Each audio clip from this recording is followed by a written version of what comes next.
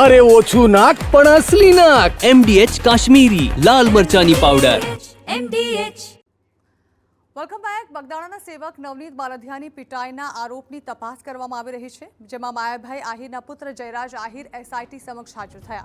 એસઆઈટીએ summons મોકલતા પૂછપરછ માટે જયરાજ હાજર થયા. હુમલા કેસના ફરિયાદી નવનીત બાલધિયાએ જયરાજ સામે આરોપો લગાવ્યા છે, જેમાં જયરાજના ઇશારે નવનીત પર હુમલો થયો હોવાનો આક્ષેપ કરાયો છે.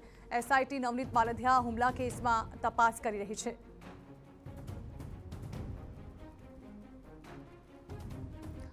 તો જયરાજના ઇશારે જ નવનીત બાલધિયા પર હુમલો થયા હોવાના આક્ષેપની સાથે એસઆઈટી જે તપાસ હાથ ધરી રહી છે, તેમાં જયરાજ આહિર જે છે તે એસઆઈટી સમક્ષ હાજર થયા છે. ઉલ્લેખનીય છે કે બગદાણાના સેવક નવનીત બાલધિયાની પિટાઈને લઈને જે મામલો ગરમાયો હતો, તે મામલે એસઆઈટી રચના કરવામાં આવી છે તપાસ માટે. જે મામલે એસઆઈટીએ જે નવનીત બાલધિયા દ્વારા આક્ષેપ કરવામાં આવ્યા છે તેવા માયાભાઈના પુત્રને હાજર થવા માટે ફરમાન કર્યું હતું. આ અંગે વધુ માહિતી સંવાદદાતા અજીત ગઢવી આપી રહ્યા છે. અજીત, જયરાજ આહિર આજે એસઆઈટી સમક્ષ હાજર થયા હતા, શું સામે આવ્યું છે?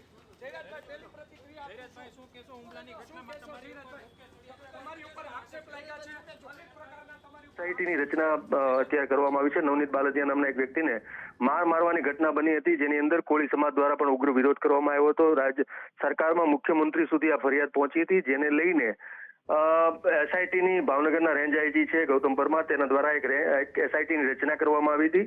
એસઆઈટી દ્વારા અત્યાર સુધી 10 થી વધારે લોકોની અટકાયત પણ કરી લેવામાં આવી છે અને અનેક લોકોની પૂછપરછ પણ કરવામાં આવી છે. ત્યારે જે નવનીત બાલધિયા છે તેના દ્વારા આક્ષેપ કરવામાં આવ્યો છે કે માયાભાઈના દીકરા જયરાજ આહિર દ્વારા મને મારવામાં આવ્યો છે અને હુમલો કરવામાં આવ્યો હતો, જેને લઈને એસઆઈટી દ્વારા સમન્સ પાઠવવામાં આવ્યો હતો જયરાજ આહિરને. અને જયરાજ આહિર દ્વારા અત્યારે 5 કલાકનો સમય એસઆઈટી દ્વારા આપવામાં આવ્યો હતો. 5 વાગે હાજર થવા માટે સમન્સ અપાણું હતું, જેને લઈને જયરાજ આહિર અત્યારે ભાવનગરની જે રેન્જ ઓફિસ છે, આઈજી ઓફિસ, ત્યાં હાજર થઈ ચૂક્યા છે. એસઆઈટીની જે ટીમ છે સમગ્ર, એક આઈપીએસ સહિતના અધિકારીઓની નિમણૂક કરવામાં આવી છે, જે પૂછપરછ કરશે, સમગ્ર મામલામાં તપાસ કરશે. જે આક્ષેપો થયા છે, પુરાવા આપવામાં આવ્યા છે નવનીત બાલધિયા દ્વારા, એ તમામ બાબતોની છણાવટ થશે. અને ત્યારબાદ હવે જોવાનું રહેશે કે એસઆઈટી જે જયરાજ આહિર છે તેની પૂછપરછ કર્યા બાદ સમગ્ર મામલાનો નિર્ણય આવવાની શક્યતાઓ પૂરેપૂરી રહેલી છે. આ સમગ્ર મામલાને લઈને આહિર સમાજ અને કોળી સમાજ વચ્ચે પણ થોડા ઘણા પ્રશ્નો ઉભા થવા પામેલ છે, જે સમગ્ર મામલો શાંત પડવાની પૂરી શક્યતા છે. પણ એસઆઈટી દ્વારા આની અંદર જયરાજ આહિરનું ઇન્વોલ્વમેન્ટ છે કે નહીં, જો કે પહેલેથી જયરાજ આહિર દ્વારા તેમનું ઇન્વોલ્વમેન્ટ નથી આ સમગ્ર ઘટનામાં, બુટલેગરો દ્વારા મારવામાં આવ્યો છે તેવું પણ એણે સ્પષ્ટતા અગાઉ કરી ચૂક્યા છે. ત્યારે હવે એસઆઈટીની જે ટીમ છે તેની અંદર જે આધાર પુરાવો જે એમને મળ્યા છે તેના ક્રોસ વેરિફિકેશન દરમિયાન જયરાજ આહિર શું કહેવા માંગે છે, તે એના બચાવમાં કઈ બાબતો રજૂ કરે છે, જે ઘણી બધી અગત્યની છે. તે બાબતો એસઆઈટીની ટીમ કેટલા અંશે સ્વીકારે છે અને ત્યારબાદ એસઆઈટીની ટીમ જે છે શું નિર્ણય લે છે કે આની અંદર કેટલા મારવામાં જયરાજ આહિરનો શું રોલ છે, એ ઘણી બધી બાબતો હજુ આનો નિર્ણય આવવાનો વાર છે. પરંતુ ટૂંક સમયમાં સમગ્ર ઘટનાનો જ્યારે જયરાજ આહિર એસઆઈટીની ટીમ સમક્ષ હાજર થઈ ચૂક્યા છે, ત્યારે ટૂંક સમયમાં એવું કહી શકાય કે સમગ્ર મામલો શાંત પડવાની શક્યતા છે અને કોણ આરોપી છે તે બધી જ બાબતો જાહેર થવાની પૂરેપૂરી શક્યતાઓ રહેલી છે. બિલકુલ અજીત, જ્યારથી પીઆઈએ પહેલા તો ફરિયાદ ન લીધીના આક્ષેપો, ત્યારબાદ પીઆઈની બદલી, ત્યારબાદ આખા મામલા લઈને એસઆઈટીની રચના કરવામાં આવી, આખો મામલો નાનાથી લઈને હાઈ પ્રોફાઇલ સુધી પહોંચી ગયો અને હવે આજે જ્યારે જયરાજ આહિર જે છે તેઓને જે ફરમાન મળ્યું ત્યારબાદ તેઓ હાજર થયા છે પૂછપરછ માટે. જાણવા માંગીશું કઈ રીતે આ મામલો જે છે તે શરૂઆતથી લઈને અત્યાર સુધી ગતિ પકડતો ગયો?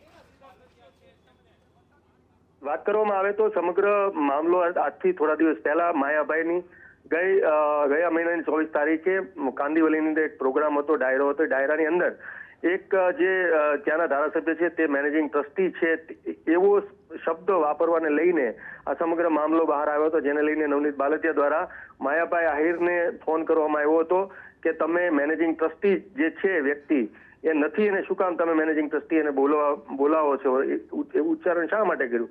જે ભૂલ સ્વીકારીને માયાભાઈ આહિરે એક વિડીયો પણ પોતે માફી માંગતો આપી દીધો હતો. જે સમગ્ર ઘટના બાદ જયરાજ આહિરે જે નવનીત બાળતિયાનું કહેવું છે કે એમણે ફોન કરી અને તું ક્યાં છો એવું પ્રકારની સ્પષ્ટતા કરી હતી અને ત્યારબાદ આને મારવાનો 2 દિવસ પછીની આ સમગ્ર ઘટના બનવા પામી હતી. ઘટનાને લઈને નવનીત બાળતિયા હોસ્પિટલમાં હનુમંત હોસ્પિટલની અંદર સારવારમાં દાખલ થયેલ અને ત્યારબાદ આ સમગ્ર મામલો હાઈ પ્રોફાઇલ થઈ ગયેલ. 15 ધારાસભ્યો દ્વારા, 3 સાંસદ સભ્યો દ્વારા, કેન્દ્રીય મંત્રી દ્વારા, મુખ્યમંત્રી અને હર્ષ સંઘવી સુધી આ ફરિયાદ પહોંચી હતી અને આ મામલો એટલો બધો ગરમાઈ ચૂક્યો હતો કે જ્ઞાતિઓ વચ્ચે અને આખા કોળી સમાજ નું એવું કહી શકાય કે આખા કોળી સમાજ આમાં સમગ્ર મામલે નિર્ણય આવે એવું. બિલકુલ આભાર અજીત. તો આ મામલાને લઈને હવે જયરાજ આહિર જે છે તેઓ એસઆઈટી સમક્ષ પહોંચ્યા છે. તેમની પૂછપરછમાં તેઓ શું ખુલાસા કરે છે, શું બચાવ કરે છે, તે થોડા સમય બાદ બહાર આવશે.